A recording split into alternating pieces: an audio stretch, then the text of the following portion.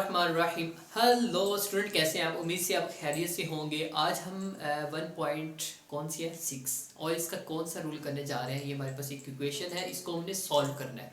तो first of all हम मतलब सीखते हैं कि सॉल्व का मतलब क्या होता है। तो बेटे सॉल्व का मतलब होता है एक्स यानी कि जो वेरिएबल होता है, यानी एक्स और वाई को वेरिएबल कहते हैं।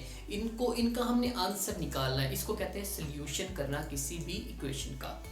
तो बेटे इसके दो मेथड दिए हैं किसी भी इक्वेशन को सॉल्व करने के। वो कौन से दो मेथड हैं? एक है क्रैमर रूल और दूसरा है इन्वर्जन मेथड। तो मैं आपको दूसरा मेथड कौन सा है? Matrix inversion method. तो मैं आपको कौन सा मेथड आज करवाने वाला हूँ? Matrix inversion method. बहुत आसान मेथड है, कोई मुश्किल इसमें नहीं है, कोई रॉकेट साइंस नहीं है। तो बेटे मैंने पहला क्वेश्चन लिखा हुआ है। तो सबसे पहले आपने क्या करना है, चाहे क्रैमर रूल आए, चाहे मैट्रिक्स या इन्वर्जन मेथड आए, आपने सबसे पहले मैट्रिक्स यानी कि जो इक्वेशन दी है उसको किस फॉर्म में कन्वर्ट करना है? मैट्रिक्स में। तो हम क्या लिखेंगे? राइट इन मैट्रिक्स फॉर्म। तो मैं यहाँ पे क्या लिखने लगा हूँ बेटे? आप राइट इन मैट्रिक्स फॉर्म। तो मैं मैट्रिक्स के अंदर इस क्वेश्चन को क्या करूँगा? कन्वर्ट करूँगा। मैट्रिक्स फॉर्म में बेटे हम कन्वर्ट कैसे करते हैं?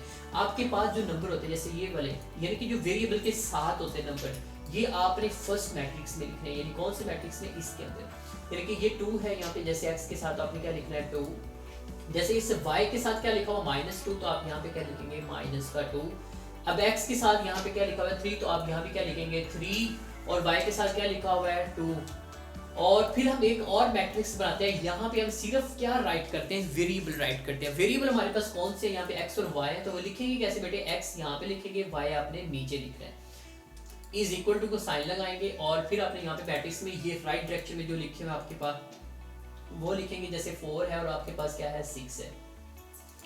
तो ये आपने क्या किया है? आपने मैट्रिक्स मेथड में इसको कन्वर्ट कर दिया, राइट इन मैट्रिक्स फॉर्म। तो आपने कन्वर्ट कर दिया। कुछ बच्चों ने एक मुझसे क्वेश्चन किया कि सर आप ये कैसे लिख लेते हैं, आपने कैसे लिखा?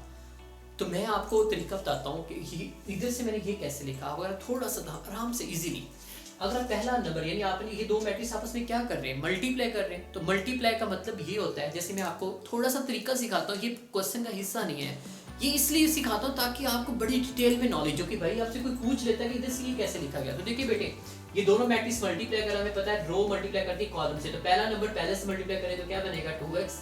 दूसरे वाला एलिमेंट इससे मल्टीप्लाई करें तो क्या बनेगा? ये मैंने y लिखा है बच्चे, तो क्या बनेगा? -2y। ऐसे मैट्रिक्स है। अब ये वाली रो है, ये इससे मल्टीप्लाई करेगी बेटे, बराबर है। तो ये नंबर बस यहाँ तक ही मल्टीप्लाई करेगा, बराबर तो उधर ही रहेगा, 4 और 6। अब ये 3 मल्टीप्लाई करें x के साथ क्या लिखेंगे? 3x। ये 2 इससे मल्टीप्लाई करें तो क्या बनेगा? -2y। तो देखो ये मैट्रिक्स है, इक्वल है। तो आप देखो इक्वल, दो मैट्रिक्स के दरमियान में इक्वल का साइन हो, ये भी मैट्रिक्स है। तो उसका मतलब ये होता है कि जो पहला, ये पूरा एक एलिमेंट है, तो ये पहला पहले के बराबर होगा, दूसरा दूसरा। तो पहला जब पहले के बराबर करेंगे तो ये इक्वेशन बन जाएगी, दूसरा दूसरे के बराबर करेंगे तो वो इक्वेशन बन जाएगी। तो ये हमने पहले भी सीखा हुआ था, ये मैंने इसलिए सिखाया। तो कुछ बच्चे क्वेश्चन कर लेते हैं, या ये सब कैसे बना लिया आपने, ऐसे कैसे हो सकता है? या आप ऊपर y लिख ले, नीचे x लिख ले, ऐसे भी पूछ लेते हैं। तो आपको हर लिहाज से पता हो। तो मेरी कोशिश ये है कि डिटेल नॉलेज आपको दिया जाए। तो बेटे इसके बाद आपने क्या करना है? लेट कर लेना है। लेट आपने किसको करना है? इस पूरी इक्वेशन की हर मैट्रिक्स को लेट करना है। तो आपने पहला मैट्रिक्स A के लेट कर लेना है। आप कोई भी लेट कर ले, B लेट कर ले, कोई इशू नहीं है। 2 लिख ले, यहाँ पे क्या लिख ले? -2। यहाँ पे 3 लिख ले, यहाँ पे 2 लिख ले। और दूसरा ये देखिए वेरिएबल है, तो आप वेरिएबल के नाम से ही लेट करें। यानी मैं बड़ा कैपिटल लिख लेता हूँ x, आप उसको किसके ले लें? x लिख लें। और यहाँ पे क्या लिख लें? y लिख लें। ठीक है बच्चों। अब ये जो राइट साइड में, इसको आप किसके लेट कर लें? किसी b के लेट कर लें। तो b मैट्रिक्स आपके पास क्या बन जाएगा? 4 और 6। अब आपके पास ये जो आपने मैट्रिक्स फॉर्म में कन्वर्ट किया, इसको आप कोई नाम दे दें, कोई इक्वेशन का, इसको आप इक्वेशन नंबर 1 का नाम दे दें। ओके बच्चों। अब इक्वेशन आपने फिर क्या लिखना है? आपने लिखना है फ्रॉम 1। यानी आप यहाँ पे क्या देखेंगे? फ्रॉम, यानी आप लिखेंगे फ्रॉम 1। अगर आप 1 को आप देखते हैं, 1 कैसे है? 1 को आप अगर इसमें पुट करने हैं, आपने ये जो नाम लेट किया इसमें पुट करें, तो नाम लेट करने पुट करते हैं तो आपके पास बनता है ax is equal to b। अब बच्चे देखिए ax is equal to b कैसे बना? ये पूरा मैट्रिक्स A लेट किया था, वो लिख दिया। ये आपके पास x था, वो लिख दिया। ये आपके पास b है, वो लिख दिया। अब आपने इसके बाद क्या करना है? इसके बाद आपको असल में निकालना क्या? आपको x निकालना है, यानी ये वैल्यू निकालनी है, यानी x निकालना है। तो ये मैट्रिक्स इस तरफ है, तो इधर आपको राइट डायरेक्शन में ले जाना है। तो अपनी बात यार, जब मैट्रिक्स कोई मैट्रिक्स राइट डायरेक्शन में जाता है तो वो क्या हो जाता है, वो इनवर्स हो जाता है, वो डिवाइड नहीं होता। यानी मिसाल के तौर पर जब ये उधर जाएगा तो क्या बनेगा, x इज इक्वल टू आपके पास a इनवर्स इधर क्या बनेगा b, ऐसे बनेगा। कुछ बच्चे कहते हैं सर आपके पास तो ये था ax is equal to b, तो क्या हम ऐसे नहीं लिख सकते s is equal to b over a। तो बेटे मैट्रिक्स डिवाइड नहीं होगा, मैट्रिक्स को आप डिवाइड नहीं कर सकते। यानी मैट्रिक्स डिवाइड तो हो सकता है, यानी मैट्रिक्स एलिमेंट जो है, मैट्रिक्स खुद पूरा डिवाइड नहीं हो सकता। कुछ बच्चों ने ये भी क्वेश्चन किया कि सर a x पहले है ऐसे है तो आप a को बाद में लिखना क्योंकि ये बाद में जा रहा है ऐसे, तो बेटे ये भी नहीं होता। ये क्यों, ऐसा क्यों होता है? यानी कि कभी आपने मुझसे, यानी कि कोई आपसे पूछे तो एक बात और भी है, यानी कि असल में खत्म ऐसे होता है, यानी a x is equal to b था, इसमें a पहले इसलिए लगाते हैं क्योंकि इस पूरी इक्वेशन को मैंने a-1 से क्या किया, मल्टीप्लाई किया। तो यहाँ भी मैंने पहले मल्टीप्लाई किया। तो मैट्रिक्स में आपको पता है a b जो होते हैं यानी कि जो ऑर्डर होते हैं, मल्टीप्लिकेशन ऑर्डर जो होते हैं दो मैट्रिक्स के, वो बराबर नहीं होते, यानी ये बराबर नहीं होते। इसलिए ये बड़ा इंपॉर्टेंट इसमें रोल अदा करता है कि पहला, जब पहले लिखा है तो आपने इधर भी पहले लिखना है। तो आपने पढ़ा जब एक मैट्रिक्स और दूसरा इसका इनवर्स ये आइडेंटिटी के बराबर होता है, यानी कि ऐसे। तो मेरे बच्चों को ये भी पता होना चाहिए कि इधर से, यानी कि मैंने इस पॉइंट से, ये वाला पॉइंट है ax is equal to b से मैंने आपको x is equal to a inverse of b कैसे बना के लिख दिया। तो ये बच्चों आई होप आपको इसकी क्या होगी, समझ आ गई होगी। अब बच्चे इसके अगेन मैं कुछ लिखता हूँ, अगेन मैं इसमें क्या लिखता हूँ, यानी आपके पास x वैसे है, a इनवर्स बेटे इसका फॉर्मूला हमने पढ़ा हुआ है, क्या बनता है, एडजॉइंट ऑफ a ओवर आपके पास क्या होता है, a का डिटरमिनेंट और साथ इसके क्या होता है b। असल में हमें ये फाइंड करना है पूरा, तो हमें पूरा क्या चाहिए, दो चीजें चाहिए, एक एडजॉइंट a चाहिए, दूसरा a का डिटरमिनेंट चाहिए।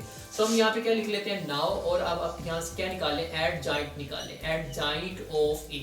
तो एडजॉइंट ऑफ a बेटे आपके पास कैसे आता है, आपके पास जो मैट्रिक्स a दिया होता है, मेरे पास मैट्रिक्स a कहाँ दिया हुआ है, अगर आप गौर से देखें यहाँ पे दिया हुआ है, इस दो नंबर के हम क्या करेंगे, पोजीशन चेंज, ये दोनों एक जैसे है तो 2 2 ही आ जाएगा, और इन दोनों एलिमेंट के हम क्या करते हैं, साइन चेंज कर देते हैं, यानी क्या बनेगा, 2 बनेगा और ये क्या बनेगा, -3 बनेगा।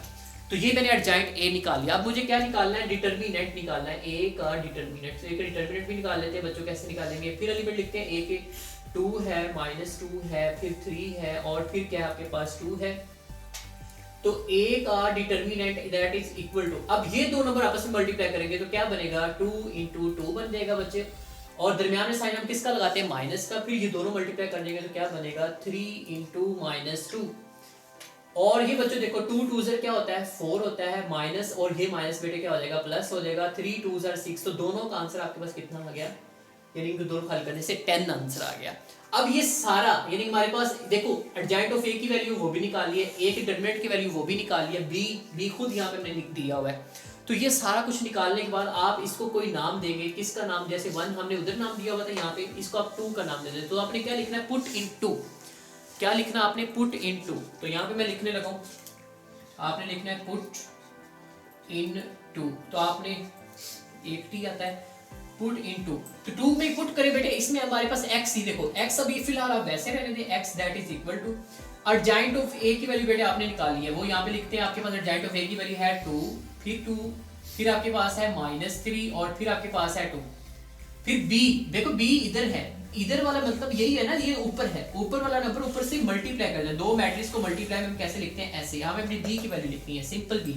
तो b की वैल्यू बेटे यही आ रही है आपके पास 4 6, ये इधर से देख लें, तो आप यहाँ पे लिखेंगे 4 और 6, और नीचे पूरी लाइन लगाएंगे, लाइन के नीचे बेटा आपने क्या लिखना है, a के डिटरमिनेंट, a के डिटरमिनेंट की वैल्यू कितनी आ रही है आपके पास, 10 आ रही है। तो बेटे अब इसके बाद नीचे करना है मुझे, मैं इधर करना है लेकिन आपने नीचे नीचे लेके जाना है। तो इधर मैं करने वाला हूँ बच्चों, यहाँ पे मैं हल करता हूँ आपको समझाने के लिए। x अभी फिलहाल आपने वैसे ही रखना है, दैट इज इक्वल टू, बेटे देखो फर्स्ट रो फर्स्ट कॉलम से मल्टीप्लाई करेंगे, तो 2 ने 4 से मल्टीप्लाई करना है, तो आपके पास क्या बन जाएगा, 2 पहले आप ऐसे लिख लें या पूरा मल्टीप्लाई करवा दें, तो मैं ऐसे लिखता हूँ ताकि बच्चों को समझ आ सके, 2 4 से मल्टीप्लाई करेगा, फिर ये वाला 2 6 से मल्टीप्लाई करेगा, तो ये वाला 2 मल्टीप्लाई किससे करेगा, 6 के साथ मल्टीप्लाई कर, दरमियान में साइन बेटे हम क्या लगाते हैं, प्लस का। अब कुछ बच्चे कंफ्यूजन का शिकार ये होते हैं, वो इस 2 को जब 6 से मल्टीप्लाई करते हैं वो इधर करके लिखते हैं, यानी थोड़ा सा दूर लिखते हैं। तो मैंने आपको एक बात सिखाई थी जब स्टार्ट से हमने मल्टीप्लाई सीखा था, जब पानी गिरता है यानी कि रो कॉलम यानी आपस में जब मिलते हैं तो एक एलिमेंट बनता है, एक एलिमेंट से बना कोई एक नंबर बनता है, तो एक नंबर तो उस वक्त बनेगा जब इकट्ठे लिखे जाएंगे प्लस के साइन के साथ। अब बेटे इसी तरह सेकंड रो को मल्टीप्लाई करना है, तो सेकंड रो से बनाता है, मैं सेकंड रो में लिखूंगा, तो -3 को 4 से बेटा मल्टीप्लाई करेंगे, तो यहाँ पे क्या लिखेंगे -3, और उसको किससे मल्टीप्लाई करेंगे, 4 के साथ, और इसी तरह बेटे हम 2 को 6 से मल्टीप्लाई करेंगे तो दरम्यान में साइन प्लस का लगाएंगे, तो 2 को मल्टीप्लाई किसके साथ करेगा, 6 के साथ। तो ये बच्चों हमारे पास क्या होगा, मल्टीप्लाई हो गया, ऊपर वाला नीचे लाइन वैसे आएगी, नीचे 10 है तो 10 भी आपने वैसे ही लगाना है। यहाँ पे बेटे फिर आपके पास x है, दैट इज इक्वल टू, अब 4 2 बेटे क्या होगा 8 हो जाएगा, प्लस का साइन वैसे, 6 2 क्या होता है 12 वैसे आ जाएगा, 4 3 बेटे क्या होता है 12 होता है वैसे आ जाएगा, 6 2 फिर 12 होता है तो वैसे आ जाएगा, नीचे फिर आपके पास लाइन आ रही है तो आप फिर लाइन वैसे लगा दें। अब बेटे एक दफा और x वैसे ही लिखें, अब इसका आंसर आपके पास क्या आएगा 20 और नीचे का आंसर क्या आएगा 0 और आपके पास नीचे लाइन है फिर 10। यहाँ पे जाके ये आप इसके बाद एक स्टेप और होगा, मैं वो भी आपको करवाने के बाद फिर आपको बताता हूँ, बल्कि वो स्टेप करवाने के बाद क्यों बताऊँ, आप अभी हासिल सीख लें। x that is equal to, यहाँ पे आपने जब तो जाके क्या करना है 20 यानी 10 डिवाइड हो रहा है तो हर नंबर पे हम क्या करेंगे डिवाइड कर देंगे।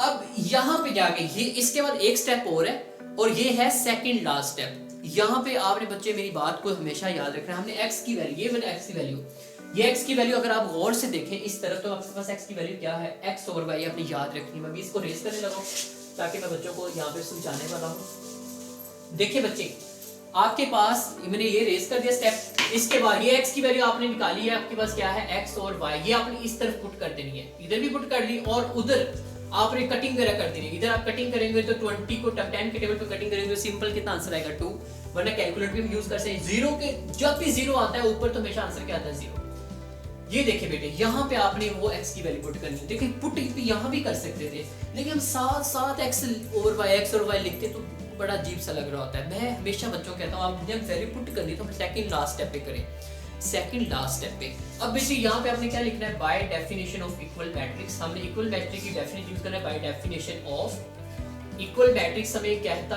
था कि दो मैट्रिक्स इक्वल कब होते हैं, उसमें दो कंडीशन थी, एक उनके ऑर्डर सेम हो, दूसरा उनकी क्या हो एंट्री सेम हो। तो मैंने आपको की पॉइंट बताया था, ऑर्डर का देखने की जरूरत नहीं है क्योंकि देखो इसमें भी 2 नंबर है, इसमें भी 2 नंबर है, जिस तरह ऊपर नीचे है इस तरह ऊपर नीचे, तो ऑर्डर सेम ही होंगे। तो इंट्री के बराबर होने से मुराद है कि हम उसको बराबर रख सकते हैं। x बराबर किसके करेंगे 2, x इज इक्वल टू क्या आएगा 2, इधर में हमें कॉमा यूज करेंगे, फिर y किसके बराबर आएगा 0 के, तो y इज इक्वल टू क्या लिखेंगे 0। तो ये देखें मैंने वही कहा था कि क्वेश्चन को क्या करना है सॉल्व करना है, तो सॉल्व का मतलब क्या था ये वाला। तो आई होप आपको इस पार्ट की भी क्वेश्चन की समझ आ गई होगी। ये इस एक्सरसाइज का एक पहला पार्ट था, इसके टोटल 8 क्वेश्चन है, तो 8 के 8 ही इंपॉर्टेंट है, तो आपने सारे ही करने हैं। तो मैं आपको एक और क्वेश्चन की प्रैक्टिस कराऊंगा, बाकी मैं नहीं करवाऊंगा, बाकी आपने खुद करने हैं। एक और इसलिए करवाना चाह रहा हूं ताकि आपको और डिटेल से इसकी समझ आ सके। तो बेटे एक और मैं क्वेश्चन इसका लिखने वाला हूँ जी बच्चों। ये हमारे पास इस एक्सरसाइज का क्वेश्चन नंबर 5 पार्ट है, मतलब क्वेश्चन नंबर 1 का 5 पार्ट है। तो 5 पार्ट मैंने यानी कि क्वेश्चन लिखा हुआ है और 5 पार्ट इसका मैं आपको करवाने लगा हूँ। वही कौन से मेथड से, मैट्रिक्स इन्वर्जन मेथड से। तो आपने किस में सबसे पहले लिखना है, राइट इन मैट्रिक्स फॉर्म के अंदर। तो मैंने आपको मैट्रिक्स फॉर्म में लिखने का तरीका सिखाया था। बेटे मैट्रिक्स फॉर्म में जब हम लिखते हैं तो कोई साइन वगैरह की मिस्टेक हो जाती है, तो वो आपने मिस्टेक नहीं करनी इस क्वेश्चन के अंदर। तो मैंने सबसे पहले क्वेश्चन को किस में लिखा, मैट्रिक्स फॉर्म के अंदर। इसके बाद बेटे हम क्या करते थे, अगर आपको याद हो, हम क्वेश्चन लिखने के बाद लेट करते थे। तो इसके बाद हमने क्या करना है, लेट करना है। सारे मैट्रिक्स को अलग अलग नेम से हम लेट करेंगे, हम इसको लेट कर लेंगे। ये कोई मैट्रिक्स ए है, ए लिख लेंगे और यहाँ पे लिखेंगे 3, यहाँ पे -6 यानी -2, यहाँ पे 4 और यहाँ पे आपने इसको किसके लेट कर लेना है, x इज इक्वल टू आपके पास क्या बन जाएगा, x यहाँ पे क्या आ जाएगा 5 और यहाँ पे आपके इसको किसके लेट करेंगे, किसी b नाम के साथ, तो आपके पास क्या बन जाएगा 4 और यहाँ पे बन जाएगा 7। तो जब आपने बेटे लेट कर लेना उसके बाद आप इसको किसका नाम देते थे, तो आप इसको 1 का नाम देंगे। तो आपने क्या लिखना है, फ्रॉम 1, यानी आप लिख लें फ्रॉम 1 को अगर हम देखें तो उसमें ये वाला पूरा मैट्रिक्स a है, ये पूरा क्या है x है और ये इज इक्वल टू क्या हो गया b। अब आपने x की वैल्यू निकालनी, तो a उधर जाके बेटे मैंने आपको बताया हुआ था, a उधर जाके क्या हो जाएगा, x इधर रहेगा, a इधर जाके -1 हो जाएगा और यहाँ पे आपके पास b आ जाएगा। इसको आप किसका नाम देते थे, 2 का नाम देते थे, या इसके बाद इसका फॉर्मूला भी लिख सकते हैं। लेकिन ये क्वेश्चन मैं इसलिए करवाना चाह रहा हूँ, इसमें एक ट्रिक है, वो ट्रिक मैं बताऊंगा इसलिए कि आपके लिए फिर जो भी कोई क्वेश्चन करेंगे आपको समझ आ जाएगी। तो बेटे आपने जब ये पहले लिखते हुए लिख लेते ताकि आप मेरे बच्चों को समझ अच्छे से समझ आ जाए, कोई मसला बने। इसका फॉर्मूला क्या होता है, एडजॉइंट ऑफ ए और नीचे बेटे आपके पास क्या होता है फॉर्मूला में a का डिटरमिनेंट और यहाँ पे क्या होता है b। इसको आप 2 का नाम दें, इसको हम 2 का नाम रेज कर दें क्योंकि इसकी जरूरत नहीं है। अब बेटे इस क्वेश्चन में क्या हमें एडजॉइंट a चाहिए और a का डिटरमिनेंट चाहिए। तो आपने सबसे पहले किसको निकालना है, जिसको मर्जी निकाल लें, एडजॉइंट या a। मैं पहले a का डिटरमिनेंट निकालूंगा तो मैं नाउ कर लेता हूँ। इस क्वेश्चन में ए का डिटर्मिनेंट लेने लगा हूँ। ए का determinant that is equal to, फिर ए का डिटर्मिनेंट इसमें देखिए बेटे क्या है, यहाँ पे वैल्यूज 3 -2 -6 और यहाँ पे आपके पास आ गया 4। तो बेटे ये देखिए, इसलिए डिटर्मिनेंट में ये वाले एलिमेंट मल्टीप्लाई करते हो तो क्या मल्टीप्लाई करेगा, 3 4 के साथ मल्टीप्लाई करेगा, माइनस फॉर्मूले का आता है, फिर ये वाले दोनों एलिमेंट मल्टीप्लाई करेंगे, क्या बनेगा -6 -2, तो 3 2s आर बेटे क्या होता है 12 होगा। यहाँ पे देखिए माइनस माइनस प्लस, फिर प्लस माइनस क्या बनेगा माइनस, फिर 6 2s आर 12, तो दोनों का आंसर यानी कि मिलाया तो क्या आता है 0। बहुत इंपॉर्टेंट बात जो कि मेरे बच्चों ने सीखनी है बेटे, जब भी किसी मैट्रिक्स के डिटर्मिनेंट का आंसर 0 आ जाए तो वहाँ पे आपने याद रखना है कि उस मैट्रिक्स का जो सोल्यूशन है वो एग्जिस्ट ही नहीं करता, यानी इसका सोल्यूशन अब एग्जिस्ट नहीं करेगा, इसमें एक्स और वाई की वैल्यू हम नहीं निकालेंगे। तो आपने लास्ट पे क्या लिख देना है, इंप्लाइज लिखा के लिख देना है कि सोल्यूशन डज नॉट एग्जिस्ट। तो ये बच्चों कितना प्यारा और आसान सा क्वेश्चन था। आई होप आपको इन्वेरिएंट मेथड की अच्छे से समझ आ गई होगी। उम्मीद करता हूँ कि आपको ये lecture grammar matrix invariant method ये भी समझ आ गया और ये लेक्चर भी अच्छा लगा होगा। मज़ीद आप मेरे लेक्चर के बारे में कोई कमेंट्स देना चाहते हैं, कोई मेथड के वाले से कमेंट्स करना चाहते हैं या किसी भी किस्म का कमेंट्स करना चाहते हैं तो आप नीचे कमेंट्स ज़रूर करिएगा। और अगर आपको लेक्चर अच्छा लगा हो, वैसे मैं अक्सर बच्चों को कहता हूँ अगर आपको लेक्चर अच्छा लगा तो ही वीडियो को लाइक भी करिएगा और शेयर भी करिएगा, चैनल को सब्सक्राइब भी करिएगा और ज़रूर अपने नाम दे के कमेंट्स भी करिएगा ताकि मुझे भी पता चले मेरे स्टूडेंट इस शहर से मुझे देख रहे हैं। उम्मीद करता हूँ आप खैरियत से ही रहिएगा। अल्लाह हाफिज़।